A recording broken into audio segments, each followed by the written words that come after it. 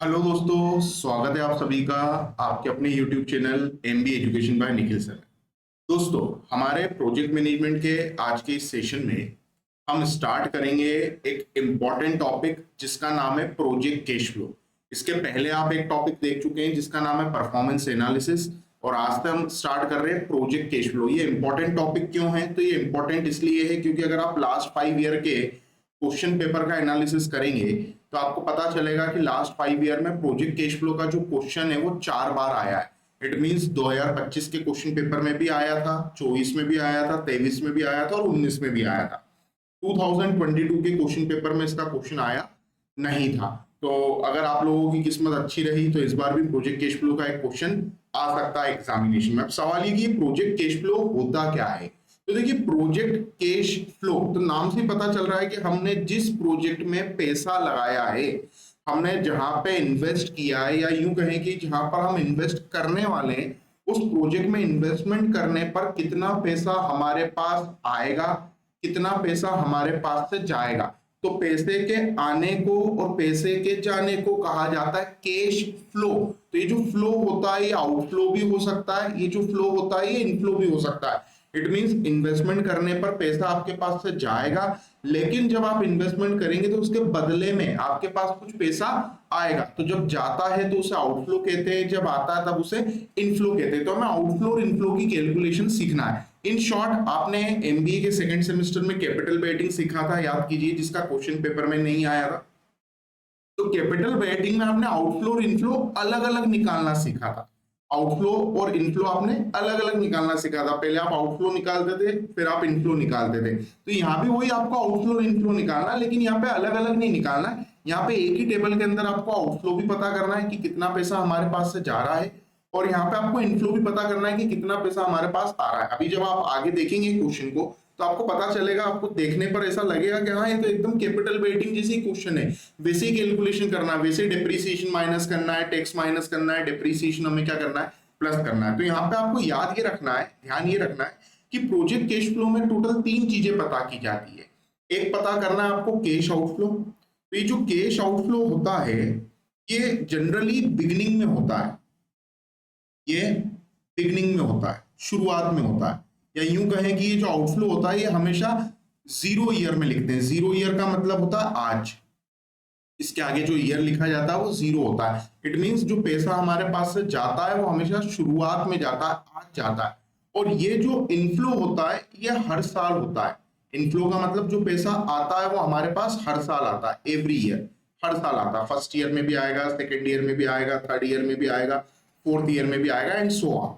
और terminal cash flow, तीसरी चीज आपको पता करना है, terminal cash flow. Terminal cash flow का मतलब होता है कि जब आपका प्रोजेक्ट एंड हो जाएगा, जब आपका प्रोजेक्ट कंप्लीट हो जाएगा, तो प्रोजेक्ट के कंप्लीट होने पर कितना पैसा हमारे पास आएगा और कितना पैसा हमारे पास से जाएगा। तो टर्मिनल कैश फ्लो हमेशा एंड में लिखते हैं, हमेशा एंड में लिखते हैं, या यूं कहें कि हमेशा लास्ट ईयर में लिखा जाता है।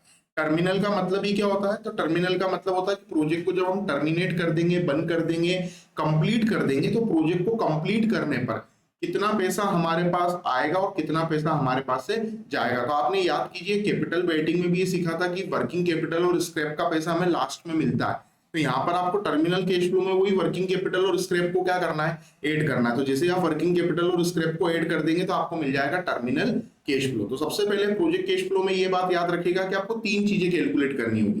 पहले आपको ये पता करना होगा कि कितना पैसा हमारे पास से जाएगा, जिसे हम कैश आउटफ्लो बोलते हैं। फिर आपको पता करना होगा कितना पैसा हमारे पास आएगा, जिसे हम कैश इनफ्लो कहते हैं। फिर आपको पता करना होगा terminal cash flow. Terminal cash flow का मतलब प्रोजेक्ट के एंड में कितना पैसा हमारे पास आएगा और कितना पैसा हमारे पास से जाएगा। तो उसे कहा जाता है टर्मिनल कैश फ्लो। फ्लो लिखा है ना, इनफ्लो लिखा है ना आउटफ्लो लिखा, फ्लो लिखा है। फ्लो का मतलब आना और जाना, इसमें दोनों शामिल किया जाएगा। तो हमें सबसे पहले कैश आउटफ्लो कैसे पता करना है? तो देखिए, कैश आउटफ्लो पता करने का अंदर एकदम सिंपल सा तरीका है। सबसे पहले आपको कॉस्ट ऑफ मशीन और इन्वेस्टमेंट लिखना है। तो ये आपको बिगनिंग में लिखना है हमेशा। बिगनिंग का मतलब शुरुआत में, मतलब जो भी आप मशीन खरीदेंगे या जो इन्वेस्टमेंट करेंगे वो आप आज करेंगे। आज का मतलब आप ईयर 0 में करेंगे। ईयर 0 का मतलब होता है आज। प्लस इंस्टॉलेशन चार्जेस, तो ये भी हमेशा बिगनिंग में होंगे। बिगनिंग और ईयर 0 एक ही बात है। Plus working capital. तो वर्किंग कैपिटल जो होती है वो वैसे तो हमेशा बिगनिंग में ही लगती है, लेकिन हो सकता है कि क्वेश्चन में आपको ऐसा लिख कर दे दे कि आपको कुछ परसेंट ऑफ वर्किंग कैपिटल हर साल लगाना है। तो या तो बिगनिंग में होगा या हर साल लगानी होगी आपको working capital, every year beginning, हर साल के शुरुआत। तो या तो वर्किंग कैपिटल आज ही एक ही बार लगा देंगे। तो अगर आपको वर्किंग कैपिटल का सिर्फ अमाउंट दिया है कि वर्किंग कैपिटल 20 लाख, 30 लाख, 50 लाख है, तो उसको एक ही बार लिखना है। लेकिन अगर क्वेश्चन में लिख कर दे दिया कि वर्किंग कैपिटल आपकी सेल का 25% है, तो सेल का 25% है, इसका मतलब अब आपको वर्किंग कैपिटल क्या करना है, हर साल की सेल अलग अलग रहेगी, तो उसका 25% आपको साल के शुरुआत में लिखना है। तो कैश आउटफ्लो निकालने के लिए आपको तीन चीजें जोड़ना है, कॉस्ट ऑफ मशीन और इन्वेस्टमेंट, उसमें आपको ऐड करना है इंस्टॉलेशन चार्जेस, और उसके अंदर आपको ऐड करना है वर्किंग कैपिटल।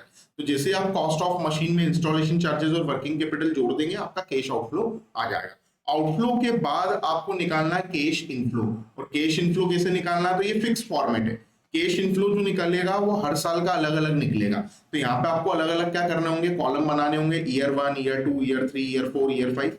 आपको सबसे पहले लिखना होगी सेल, हमेशा सेल लिखना होगी, क्योंकि क्वेश्चन में आपको हमेशा सेल्स गिवन होगी। अब या तो ये सेल के नाम से गिवन होगा या ये आपको रेवेन्यू के नाम से गिवन होगा। तो अगर सेल दिए या रेवेन्यू दिए तो आपको सबसे पहले सेल लिखना है। उस सेल में से आपको सभी प्रकार के खर्चे माइनस करना है। ऑल एक्सपेंसेस क्या करना है, माइनस। एक्सपेंसेस का मतलब जो भी खर्चा दिया है, जैसे आपको अगर क्वेश्चन में रॉ मटेरियल दिया है तो वो माइनस हो जाएगा, क्वेश्चन में आपको कोई लेबर दिया है तो वो माइनस हो जाएगा, लेबर या वेजेस। आपको ओवरहेड दिए तो वो माइनस हो जाएंगे।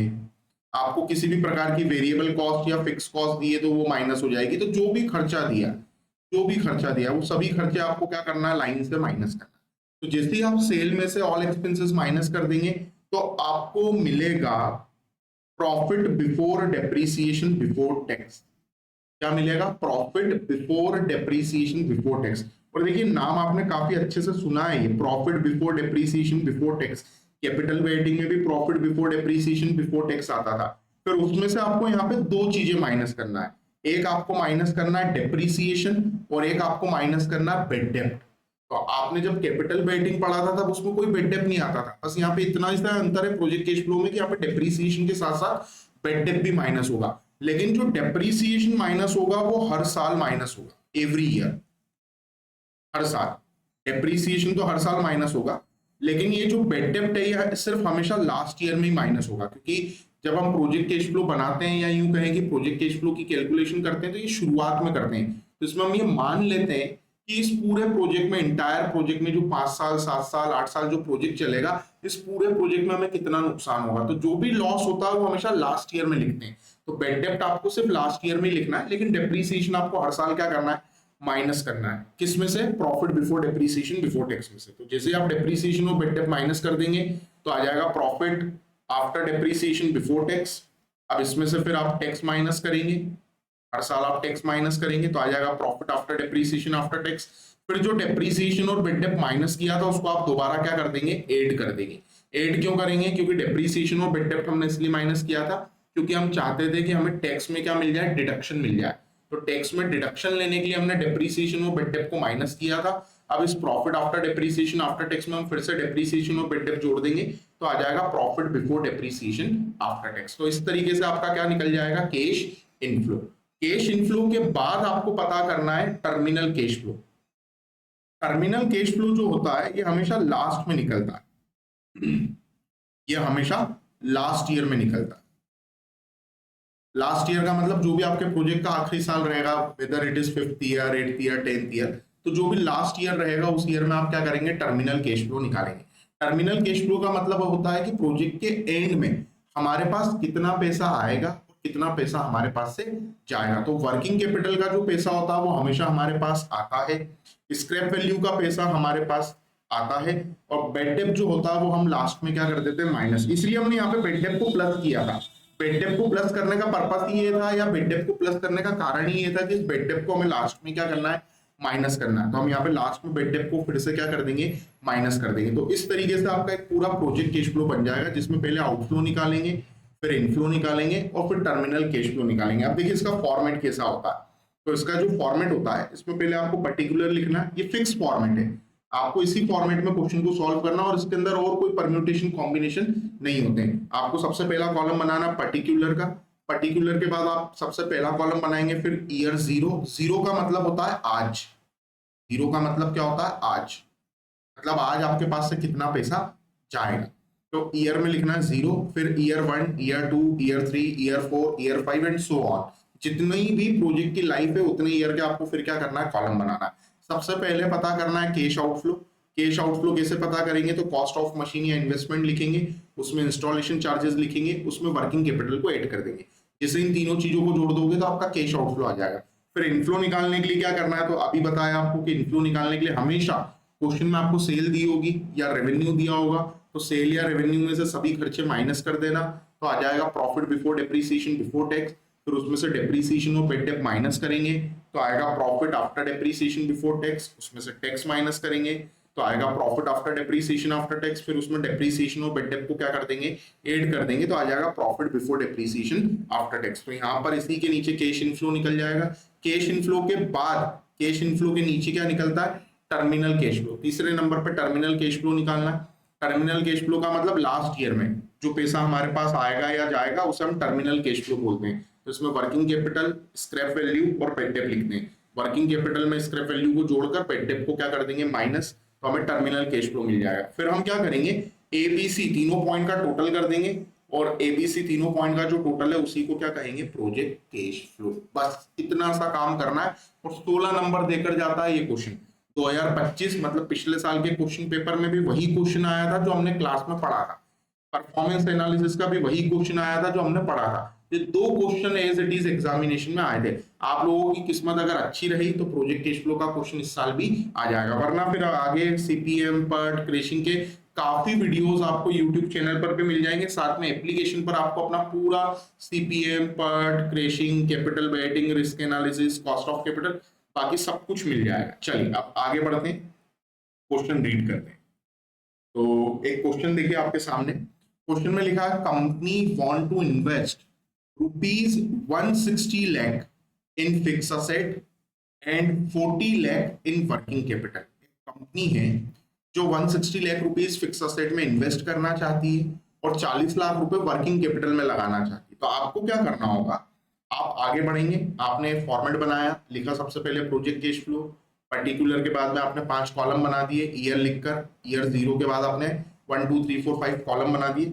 कंपनी कितने रुपए का इन्वेस्टमेंट कर रही है, 160 का, तो कॉस्ट ऑफ मशीन में 160 लिखना है ब्रैकेट के अंदर। सर ब्रैकेट के अंदर क्यों लिखना है, क्योंकि ये पैसा हमारे पास से जा रहा है, तो जो भी पैसा जाएगा वो ब्रैकेट के अंदर लिखेंगे, जो पैसा हमारे पास आएगा वो ब्रैकेट के बाहर लिखेंगे। इंस्टॉलेशन चार्जेस गिवन नहीं है। आगे बढ़ते हैं। वर्किंग कैपिटल दिया 40 लाख का, तो यहाँ पे वर्किंग कैपिटल भी लिख दो आप हाथों हाथ 40, ये लिख दिया। तो ये हमेशा आपको बिगनिंग में लिखना है। कॉस्ट ऑफ मशीन हमेशा बिगनिंग में लिखना है, वर्किंग कैपिटल भी बिगनिंग में लिखना है। लेकिन अगर वर्किंग कैपिटल परसेंटेज में दिया होता, वो हम अगले सेशन में सीखेंगे कि अगर परसेंटेज में वर्किंग कैपिटल दिया तो फिर उसकी कैलकुलेशन कैसे करेंगे। तो उसमें फिर हम हर एक ईयर में क्या करते हैं, वर्किंग कैपिटल का अमाउंट लिखते हैं। आगे बढ़ते हैं। This project can generate a revenue, revenue का मतलब सेल। इस प्रोजेक्ट से आपको रेवेन्यू जनरेट होगा 300 लाख एवरी ईयर, हर साल 300 लाख का रेवेन्यू जनरेट होगा हर साल। इसका मतलब पहले साल से लेके 5वें साल तक हर साल आपके पास 300 लाख की आपकी सेल होगी। And raw material requirement will be 55% of sale. Raw material sale का 55% है, मतलब जो खर्चा है वो सेल का 55% है। आगे wages required would be 10% of sale. Wages कितना होगा, तो वेजेस होगा सेल का 10%, मतलब ये भी खर्चा है, सेल का 10% वेजेस। आगे other fix cost would be ₹50 lakh every year. Other fix cost दी आप, और भी बाकी की जो फिक्स कॉस्ट है वो कितनी है, 50 लाख रुपए हर साल। Rate of depreciation 25% on WDV। Depreciation का जो रेट है वो 25% होगा रिटर्न डाउन वैल्यू मेथड से। टैक्स रेट 30%, टैक्स का रेट होगा 30%। आगे the project will fetch a net salvage value. इस प्रोजेक्ट से आपको सेल्वेज वैल्यू या स्क्रैप वैल्यू मिलेगी 35 लाख रुपए की एंड बेड डेप्ट is expected to be 10 lakh, और बेड डेप्ट होगा 10 लाख रुपए का ड्यूरिंग द प्रोजेक्ट, पूरे प्रोजेक्ट में 10 लाख रुपए का आपको नुकसान होगा। तो ये आपको लास्ट ईयर में लिखना है बेड डेप्ट। आगे calculate project cash flow assuming, क्या निकालना है, प्रोजेक्ट कैश फ्लो निकालना है assuming life of the project is 5 year. Project की लाइफ कितने साल है, 5 साल। तो ये भी एक एग्जामिनेशन का क्वेश्चन है जो काफी पहले पूछा गया था। प्रोजेक्ट कैश फ्लो बनाना है कितने साल का, 5 साल का। अब देखिए क्या करना है, एक बार फिर से क्वेश्चन को शुरू से पढ़ते हैं, और अब जैसे जैसे चीजें हमारे सामने आती जाएगी उसे हम लिखते जाएंगे। क्वेश्चन में लिखा है company want to invest 160 lakh in fix asset, तो मैंने फिक्स असेट मतलब कॉस्ट ऑफ मशीन या इन्वेस्टमेंट लिख दिया 160। आगे 40 लाख का वर्किंग कैपिटल है, वर्किंग कैपिटल की जगह 40 लिख दिया। ये हमेशा ईयर जीरो में लिखते हैं दोनों चीजें, लेकिन वर्किंग कैपिटल अगर परसेंटेज में होता तो फिर उसको हर साल लिखना होता, वो हम आगे के सेशन में सीखेंगे। आगे बढ़ते हैं। This project can generate a revenue of 300 lakh every year. Revenue का मतलब सेल हर साल कितने की होगी, 300 लाख की। तो हम क्या करेंगे, कैश इनफ्लो में लिखेंगे सेल, हर साल कितनी लिखना है, 300। सेल करने पर पैसा आएगा तो इसको ब्रैकेट के बाहर लिखना, हर साल लिखना, ठीक है। इसको 0 ईयर में नहीं लिखना है, 0 ईयर का मतलब आज नहीं लिखना है। क्यों, क्योंकि आज तो आप निवेश करोगे, पैसा कब आएगा, 1 साल बाद, 2 साल बाद, 3 साल बाद, 4 साल बाद। आज दुकान चालू की तो आज के आज ही पैसा थोड़ी आएगा। 1 साल की पूरी सेल कितनी हुई तो फर्स्ट ईयर में लिखेंगे, 2 साल में सेल कितनी हुई सेकेंड ईयर में, उसको सेकेंड ईयर में लिखेंगे, एंड सो ऑन। आगे बढ़ते। Raw material requirement will be 55% of sale. Raw material sale का 55% है, तो इसमें से रॉ मटेरियल क्या कर दो, माइनस। रॉ मटेरियल क्या कर दो, माइनस। ये खर्चा है, अभी बताया, खर्चे को क्या करना है, माइनस करना है। कितना परसेंट है, 55%।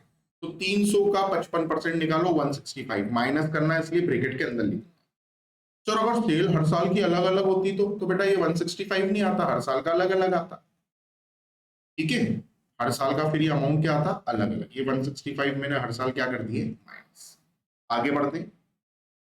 रॉ मटेरियल के बाद wages required would be 10% of sale. Wages कितना है, सेल का 10%। यहां पर हम वेजेस माइनस कर देंगे, क्या माइनस कर देंगे, वेजेस कितना है, 10%। Wages at the rate 10%। चलिए, तो 300 का 10% कितना आएगा, 30, 30, 30, 30, और यहां पर भी कितना आएगा। इंपॉर्टेंट क्यों है ये टॉपिक, आपने देख लिया कि पिछले 5 साल में इसका 4 बार क्वेश्चन आया। अगर आपकी किस्मत बुलंद रही तो इस साल भी इसका फिर एक क्वेश्चन पेपर में आ जाएगा। आगे बढ़ते। Other fix cost would be 50 lakh every year. Other fix cost का मतलब 50 लाख आपका और दूसरा खर्चा दिया है, तो फिक्स कॉस्ट माइनस कर देते 50 लाख का। यहाँ पे फिक्स कॉस्ट माइनस कर देते, फिक्स्ड कॉस्ट कितनी माइनस करेंगे, 50 लाख, हर साल 50 लाख, ये हमने 50 माइनस,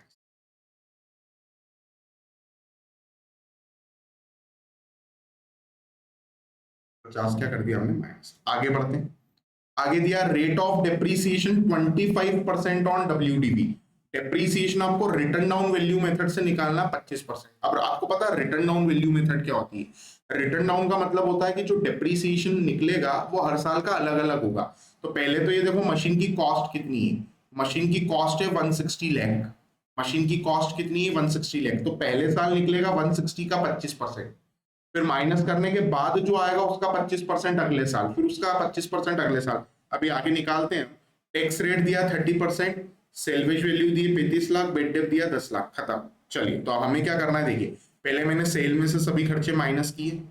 जैसे ही मैं सेल में से सभी खर्चे माइनस करूंगा तो मुझे मिलेगा profit before depreciation before tax. क्या मिलेगा, profit before depreciation before tax. 1 65 में 80 जोड़ेंगे, 2 45, 2 45 में से 300 में से 2 45 जाएगा तो बचेगा 55। तो हर साल का प्रॉफिट कितना आ गया मेरा, 55। ये मेरा प्रॉफिट आ गया। अब मुझे क्या करना है, इसमें से डेप्रीसिएशन भी माइनस करना है और बेड डेप भी माइनस करना है। डेप्रीसिएशन भी माइनस करना है और बेड डेप भी माइनस करना है। तो जैसे ही मैं डेप्रीसिएशन और बेड डेप माइनस कर दूंगा मुझे मिल जाएगा profit after depreciation before tax. क्या मिलेगा मुझे, profit after depreciation before tax. चलिए, तो करते हैं शुरुआत। पहले डेप्रीसिएशन निकालते हैं। डेप्रीसिएशन कैसे निकलेगा? तो देखिए मशीन की कॉस्ट कितनी है, मशीन की कॉस्ट है 160, तो पहले साल तो 160 का 25% निकलेगा, आएगा 40, बचेगा 120। अब 120 का 25% निकलेगा तो आएगा 30, बचेगा 90, फिर 90 का 25% निकलेगा। क्यों? क्योंकि मेथड का नाम है WDV, return down value method. अगर मेथड का नाम स्ट्रेट लाइन मेथड होता तो 160 का 25% 40 हर साल लिख देता, क्योंकि स्ट्रेट लाइन मेथड में हर साल का डेप्रीसिएशन सेम होता है। स्ट्रेट लाइन में जो डेप्रीसिएशन होता है वो हमेशा ओरिजिनल कॉस्ट पे निकलता है। यहाँ पे मेथड का नाम लिखा है WDV। WDV का मतलब आप सभी को पता है, WDV का मतलब होता है return down value method. Return down का मतलब ओपनिंग बैलेंस के ऊपर आपको डेप्रीसिएशन निकालना है, रिटर्न डाउन वैल्यू। तो देखिए डेप्रीसिएशन की कैलकुलेशन कैसे होगी, ये देखिए मैंने यहाँ पे डेप्रीसिएशन कैलकुलेट कर दिया। पहले कॉस्ट लिखी मैंने 160, फर्स्ट ईयर में उसका 25% निकाला 40, बचा 120। अब 120 का 25% निकाला 30, बचा 90, 90 का 25% निकाला 22.5, बचा 67.5, उसका 25% निकाला आया 16.875, बचा 50.625, फिर 50.625 का मैंने 25% निकाला, आ गया 12.65 डेप्रीसिएशन। तो रिटर्न डाउन वैल्यू आ गई 37.975। इसका मतलब 5 साल बाद मशीन की कीमत हो जाएगी 37.975। उससे हमें कोई मतलब नहीं, हमें हर साल का डेप्रीसिएशन चाहिए। तो देखिए फर्स्ट ईयर का डेप्रीसिएशन 40 है, सेकेंड ईयर का 30 है। तो हम आगे आते हैं, यहाँ पे डेप्रीसिएशन में फर्स्ट ईयर में कितना लिख देते हैं 40, कितना लिख देते हैं 40 लिख देते हैं। चलिए तो डेप्रीसिएशन लिख देते हैं हम 40, फिर अगले साल लिख देते हैं 30। ठीक है, ये बताया था आपको, यहाँ भी सिखाया हमने। चलिए अब इसके बाद देखना है 22.5, 16.875, 22.5, 16.875, और फिर 12.65, 12.65, 12.65। अब बात करें बेड डेप्थ की, तो हमेशा याद रखना बेड डेप्थ आपको हर साल नहीं लिखना है, बेड डेप्थ सिर्फ लास्ट ईयर में लिखना है, 5th ईयर में या जो भी आपका लास्ट ईयर होगा उसमें। सर ऐसा क्यों? क्योंकि क्वेश्चन में लिखा है बेड डेप्थ is expected to be 10 lakh during the project. पूरे प्रोजेक्ट में 10 लाख रुपए का नुकसान होगा, तो वो हमेशा आखिरी साल में माइनस करते हैं। क्वेश्चन में कहीं भी ऐसा नहीं लिखा है कि bed depth will be 10 lakh every year, कि हर साल 10 लाख का नुकसान होगा, ऐसा कहीं नहीं दिया है। अगर ऐसा लिखा होता कि bed depth will be 10 lakh every year, तो हर साल 10 लाख माइनस करते। पर पूरे प्रोजेक्ट में 10 लाख का बेड डेप्ट है, तो सिर्फ इसको लास्ट ईयर में आपको 10 लाख रुपए माइनस करना है। बेड डेप्ट हमारा नुकसान है, ये माइनस करना है। चलिए 55 में से 40 गया 15 बचा, 55 में से 30 गया 25 बचा, 55 में से 22.5 गया तो बचा 32.5। एक बार कैलकुलेटर को मैदान में लाना पड़ेगा। चलिए 55 माइनस 22.5, 32.5 आ गया। 55 माइनस 16.875, 16.875, 38.125, और 55 माइनस 12.65 माइनस 10, क्या आ गया 32.35, 32.35। अब मुझे इसमें से क्या माइनस करना है? टैक्स माइनस करना है। तो मैं एक काम करता हूं, डायरेक्ट यहाँ पे ना टैक्स को मैं अगली स्लाइड पे यहाँ पे टैक्स लिख देता हूँ। मुझे इसमें से टैक्स माइनस करना है। टैक्स कितना परसेंट है? तो देखिए टैक्स है हमारा 30%। टैक्स कितना है? 30%। तो यहाँ पे डायरेक्ट लिख देता हूँ माइनस करना है टैक्स 30%। तो टैक्स जो होता है वो हमेशा प्रॉफिट पे लगता है। किस पे लगता है? प्रॉफिट पे। तो फर्स्ट ईयर का प्रॉफिट 15 है, 15 का 30%, 4.5 माइनस करना है। तो फर्स्ट ईयर में मैं 4.5 लिख, ठीक है। सेकेंड ईयर में कितना आएगा? सेकेंड ईयर में 25 का 30%, 7.5 आएगा, 7.5। यहाँ पे आएगा 7.5। हर साल का टैक्स 32.5 का 30%, 9.75, 9.75। फोर्थ ईयर का 38.125 का 30%, कितना आ रहा? 11.44 कर देते हैं। 375 आ रहा, 11.44 कर देते हैं। या 4375 लिख दें, चलो 44 कर देते, 11.44। और लास्ट ईयर का प्रॉफिट कितना है, 32.35 का 30%, 9.705, 9.705, 9.705। जैसे हम इसको माइनस करेंगे प्रॉफिट को, सॉरी टैक्स को जैसे हम माइनस करेंगे तो हमें मिलेगा profit after depreciation after tax. फिर उसमें हम डेप्रीसिएशन और बेड डेप्थ जो हमने माइनस किया था वो फिर से जोड़ देंगे, डेप्रीसिएशन भी जोड़ देंगे और बेड डेप्थ भी जोड़ देंगे। जैसे हम डेप्रीसिएशन और बेड डेप्थ को जोड़ेंगे तो हमें मिल जाएगा profit before depreciation after tax. चलिए तो पहले तो मैं एक काम करता हूं, 15 में से 4.5 माइनस करेंगे, आएगा 10.5। फिर सेकेंड ईयर में 25 है, इसमें से माइनस करना 7.5 तो बचेगा 17.5। लेट मी चेक, 25 माइनस 7.5, ठीक है। फिर अगला 32.5, इससे माइनस होगा 9.75, 22.75। फिर 38.125 माइनस 11.44 आएगा 26.685। फिर 32.35 में से माइनस होगा 9.705, 22.645। अब इसमें फिर से डेप्रीसिएशन और बेड डेप्थ जो माइनस किया ना आगे, इसको जोड़ना है। तो पहले 40 फिर 38 होगा, 38 होगा। फिर कितना ऐड होगा, 22.5। देखो इतना आसान है ये, और हर साल ऐसे ही सवाल आता है पेपर में। क्वेश्चन का कोई दूसरा पैटर्न नहीं होगा, बस अब नया क्या सीखना है कि वर्किंग कैपिटल अगर परसेंट में दिया तो क्या करना है। बाकी इसके अंदर और कोई पैटर्न नहीं है, एक सवाल करो या 10 सवाल करो, हर सवाल ऐसे ही होगा। पहले आउटफ्लो निकालना है, फिर इनफ्लो निकालना है, फिर टर्मिनल कैश फ्लो निकालना है, फिर टोटल करना है। टोटल करने पर जो आएगा उसको कहेंगे प्रोजेक्ट कैश फ्लो। चलिए आगे बढ़ते हैं। तो 22.5 लिख दिया, 16.875 और लास्ट ईयर का कितना है 12.65 और 10, 12.65 और फिर क्या जोड़ना है 10, इन सबको जोड़ दो। और बेड डेप्ट आपको पता है सिर्फ एक ही बार लिखते हैं आखिरी साल में, तो आखिरी साल में लिख दिया। टोटल लगाएंगे आएगा 50.5, टोटल लगाने पर आएगा 47.5, टोटल लगाने पर आएगा 45.25।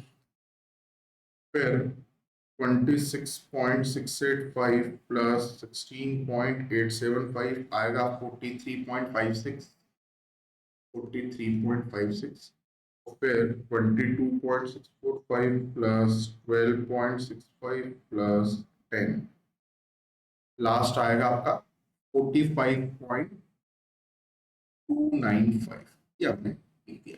अब क्या करना है, अब आपको निकालना है terminal cash flow. Terminal cash flow का मतलब होता है कि प्रोजेक्ट के एंड में लास्ट में कितना पैसा हमारे पास आएगा और कितना पैसा हमारे पास से जाएगा। तो जो पैसा आता है उसको ब्रैकेट के बाहर लिखते हैं, जो पैसा जाता है उसको माइनस करते हैं।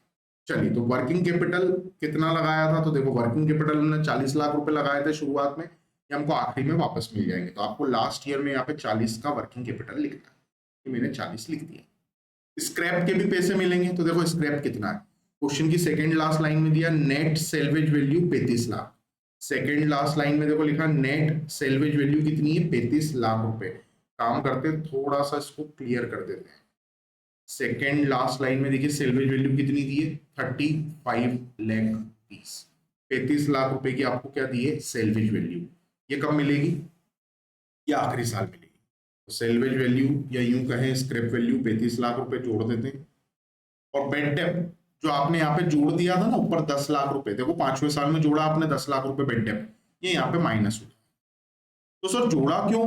जोड़ा बेटा इसलिए था क्योंकि हमें यहाँ पे लास्ट में माइनस करना है। अगर आपने ऊपर नहीं जोड़ा होता ना तो मैं नीचे माइनस भी नहीं करता, पर क्योंकि बेड डेप्थ को हम टर्मिनल कैश फ्लो में शो करते हैं इसलिए हमने बेड डेप्थ को वहां पे ऊपर जोड़ दिया है। क्यों जोड़ा? पहले माइनस क्यों किया था? क्योंकि बेड डेप्थ होने से, नुकसान होने से हमारा प्रॉफिट कम होता है। प्रॉफिट कम होता है तो उसके ऊपर टैक्स भी क्या लगता है? कम लगता है। तो हमें जो नुकसान हुआ उसको हमने प्रॉफिट में से क्या कर दिया? माइनस, ताकि प्रॉफिट कम हो जाए तो टैक्स कम लगे। तो पहले बेड डेप्थ को मैंने माइनस कर दिया। फिर सर दोबारा जोड़ा क्यों? दोबारा इसलिए जोड़ा क्योंकि मेरे को नीचे माइनस करना है। ठीक है, मुझे नीचे माइनस करना है इसलिए मैंने ऊपर दोबारा बेड डेप्थ को जोड़ दिया। अगर मैं यहाँ पे दोबारा जोड़ता नहीं हूँ, नीचे माइनस कर देता, तो एक ही बेड डेप्थ कितनी बार माइनस हो जाता? 2 बार। एक बार तो यहाँ माइनस किया और एक बार यहाँ माइनस हुआ, 2 बार माइनस हो जाता। तो हमें बेड डेप्थ को नीचे लिखना है, टर्मिनल कैश फ्लो में शो करना है, इसलिए मैंने बेड डेप्थ को यहाँ पे क्या कर दिया? ऐड कर दिया। चलिए आगे बढ़ते हैं। और ये जो टर्मिनल कैश फ्लो होता है हमेशा लास्ट ईयर में लिखा जाता है, क्योंकि जो पैसा आता और जाता है वो हमेशा लास्ट ईयर में ही आता है, लास्ट ईयर में ही जाता है। ये आपका क्वेश्चन कंप्लीट हुआ। अब आपको क्या करना है? प्रोजेक्ट कैश फ्लो पता करना है। प्रोजेक्ट कैश फ्लो कैसे पता करेंगे? तो देखिए, प्रोजेक्ट कैश फ्लो पता करने के लिए आपको ए प्लस बी प्लस सी करना है।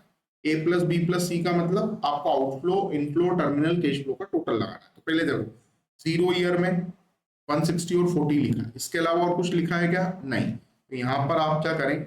200 लिख दिया आपका आउटफ्लो, 200 हो गया आपका आउटफ्लो। अब देखो, फर्स्ट ईयर में आउटफ्लो में कुछ है क्या? नहीं। 1 से लेके 5 साल तक आउटफ्लो में कुछ है? नहीं है। तो सीधे जो पीबीडीएटी लिखा है ना, ये इसको उठा के सीधे यहाँ लिखना 50.5। ये अगला डायरेक्ट लिखना 47.5। अगला डायरेक्ट लिखना 45.25। अगला डायरेक्ट लिखना 43.56।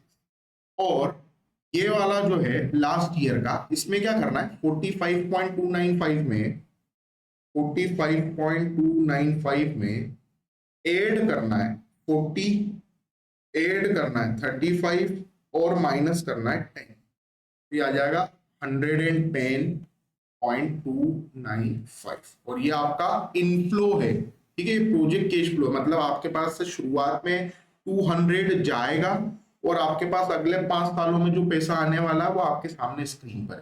पहले साल आएगा 50.5, सेकेंड ईयर में आएगा 47.5, थर्ड ईयर में आएगा 45.25, फोर्थ ईयर में आएगा 43.56 और फिफ्थ ईयर में आएगा 110.295। उसमें प्रॉफिट रहेगा आपका 45.295, वर्किंग कैपिटल के आएंगे 40 लाख, स्क्रैप के आएंगे 35 लाख और बेड डेप्थ के जाएंगे 10 लाख। तो ये हो गया project cash flow. Project cash flow कैसे बनता है, कैसे निकलता है? Outflow, inflow, terminal cash flow को हम आपस में क्या कर देते हैं? ऐड। तो ये आपका क्वेश्चन हो गया कंप्लीट। तो इस तरीके का क्वेश्चन पेपर में आता है पूरे 16 नंबर का। 16 नंबर का अगर ये क्वेश्चन आया तो सबसे पहले ऐसे ही सवालों के ऊपर हमें क्या करना है? हमला करना है, क्योंकि हम प्रोजेक्ट मैनेजमेंट को उसी सीक्वेंस में पढ़ रहे हैं जिस सीक्वेंस में आपको आसान लगे। तो पहले परफॉर्मेंस एनालिसिस, फिर प्रोजेक्ट कैश फ्लो। अब आप नेटवर्किंग के काफी वीडियो अवेलेबल है यूट्यूब चैनल पर और एप्लीकेशन पर पूरा अवेलेबल है। तो अगर आपने अभी तक एप्लीकेशन डाउनलोड नहीं की है तो आप एप्लीकेशन डाउनलोड कर लें, सर्च करें MBA education by Nikhil sir. इस एप्लीकेशन में आपको आपका प्रोजेक्ट मैनेजमेंट पूरा कंप्लीट सिलेबस प्रोजेक्ट मैनेजमेंट का मिलेगा। साथ में आपको इसके अंदर इनकम टैक्स मिल जाएगा। अगर आपका स्पेशलाइजेशन फिनांस है तो आपको income tax, complete income tax इस एप्लीकेशन में मिल जाएगा। साथ में आपको इसके अंदर इंडियन फाइनेंशियल सिस्टम सब्जेक्ट पूरा फ्री मिलेगा, क्योंकि एकमात्र एप्लीकेशन है जो फ्री कोर्सेज भी प्रोवाइड करता है। यहाँ पे आपको वीडियो लेक्चर्स मिल जाएंगे, ऑल सब्जेक्ट नोट्स मिल जाएंगे, आपके अनसॉल्व पेपर प्रोजेक्ट मैनेजमेंट के अगर आपको अनसॉल्व पेपर देखना है लास्ट 5 ईयर के, ताकि आपको भी पता चल जाए कि पिछले 5 साल में कौन कौन से टॉपिक के कितने कितने क्वेश्चन आए, तो अनसॉल्व पेपर भी आपको नोट्स एंड अनसॉल्व सेक्शन में मिल जाएंगे। और एग्जामिनेशन के टाइम पर जो हमारी लाइव क्लासेस होगी वो भी इस एप्लीकेशन के थ्रू लगेगी। तो अगर आपने अभी तक एप्लीकेशन को डाउनलोड नहीं किया है, आप प्ले स्टोर पे जाएं, सर्च करें MBA education by Nikhil sir. अगर आप एंड्रॉइड यूजर हैं तो एंड्रॉइड यूजर हमारी वेबसाइट से पढ़ सकते हैं। साथ में अगर आप लैपटॉप के थ्रू पढ़ाई करते हैं तो हमारी विंडोज एप्लीकेशन की भी एक लिंक है जो कि आपको इस वीडियो के डिस्क्रिप्शन में नीचे मिल जाएगी। तो वहां से आप विंडोज एप्लीकेशन डाउनलोड कर सकते हैं। साथ में अगर आपने अभी तक हमारी चैनल को सब्सक्राइब नहीं किया है तो आप चैनल को सब्सक्राइब कर दें, क्योंकि न्यू वीडियोस के नोटिफिकेशन सिर्फ उन्हीं लोगों तक पहुंचते हैं जिन्होंने चैनल को सब्सक्राइब करके बेल आइकन को प्रेस किया होता है। आप चैनल को सब्सक्राइब करेंगे तो जितने भी वीडियो अपलोड होंगे लेटेस्ट आपको तुरंत उसका नोटिफिकेशन आ जाएगा। तो आज के लेक्चर में इतना ही। अब अगले लेक्चर में प्रोजेक्ट कैश फ्लो का ऐसा सवाल देखेंगे जिसमें वर्किंग कैपिटल हमें परसेंटेज में गिवन